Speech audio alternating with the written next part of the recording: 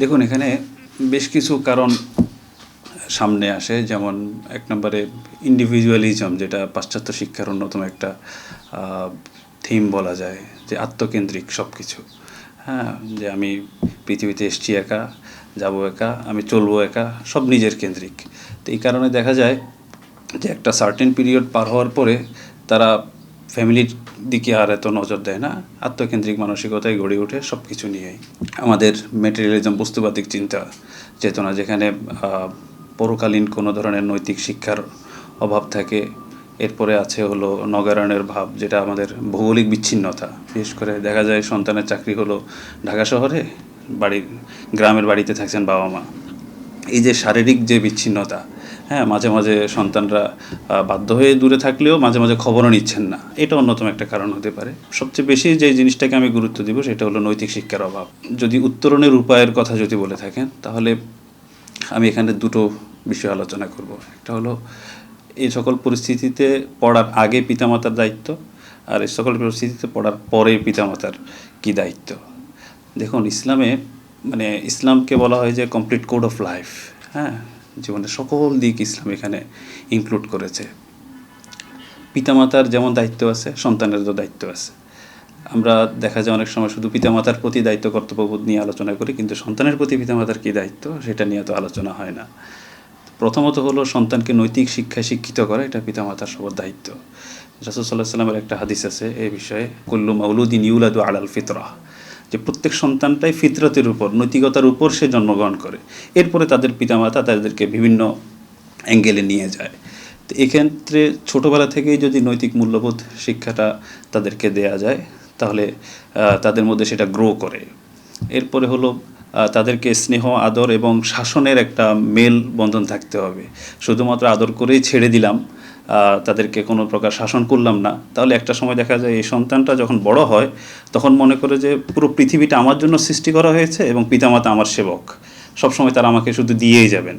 তো দিয়ে যাওয়ার একটা প্রেক্ষাপটে যখন পিতামাতা বৃদ্ধ হন কিংবা তাদের সেই ক্ষমতাটুকু না থাকে, তখন দেখা যায় তারা পিতামাতার থেকে দূরে সরে যায় এবং তাদের প্রতি অবহেলাটা সৃষ্টি হয়। আর আল্লাহ সুবহানাহু ওয়া তাআলা এই জায়গাটাতে খুব স্ট্রিক্টলি নোটিফাই করেছেন, ইন্ডিকেশন দিয়েছেন যে আল্লাহ সুবহানাহু ওয়া তাআলা বলছেন যে তার ইবাদতের পরের যে স্টেপটা সেটা হলো পিতামাতার প্রতি সদাচরণ। তো এই জিনিসটা সন্তানকে ছোটোবেলা থেকেই বাবা মার দায়িত্ব হলো তাকে তার মেধার মধ্যে, তাকে মননের মধ্যে এই জিনিসটা গড়ে তোলা, যে তোমার আল্লাহর ইবাদতও করতে হবে, পিতামাতার সেবাও করতে হবে। এবং এই ব্যাপারে রাসূলের একাধিক বহু হাদিস আছে। হ্যাঁ, কোরআন আয়াত যেমন আছে, রাসূল সাল্লাল্লাহু আলাইহি ওয়াসাল্লামেরও হাদিস আছে। তো এই বিষয়গুলোর সমন্বয় যদি করা যায় এবং আদর এবং শাসনের একটা সমন্বয় যদি করা যায়, তাহলে এই সন্তানটা যখন বেড়ে উঠবে তখন সে শুধুমাত্র বস্তুগত শিক্ষায় বেড়ে উঠবে না, সে একটা নৈতিক শিক্ষার মধ্যে দিয়ে বেড়ে উঠবে।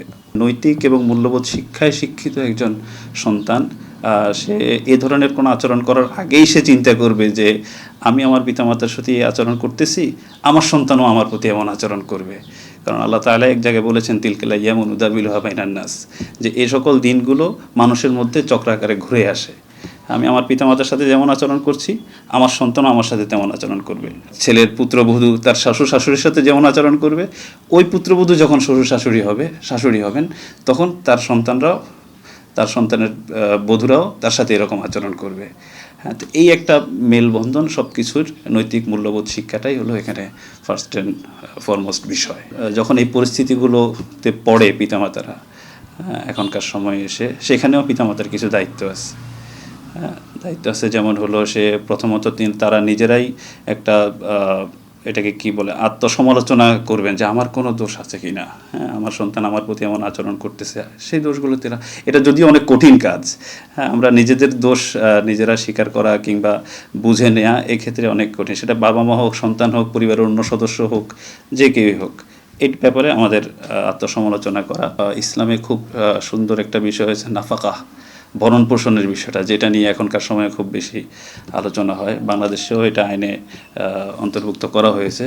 তো এই বিষয়গুলো, ইসলামের নাফাকার বিষয়টাও খুব জোর দেওয়া হয়েছে। তো পিতামাতার এই সময় যদি অবহেলা হয়, পিতামাতা চাইলে এই নাফাকার জন্য আদালতে যেতে পারবেন, তারা অভিযোগ দায়ের করতে পারবেন।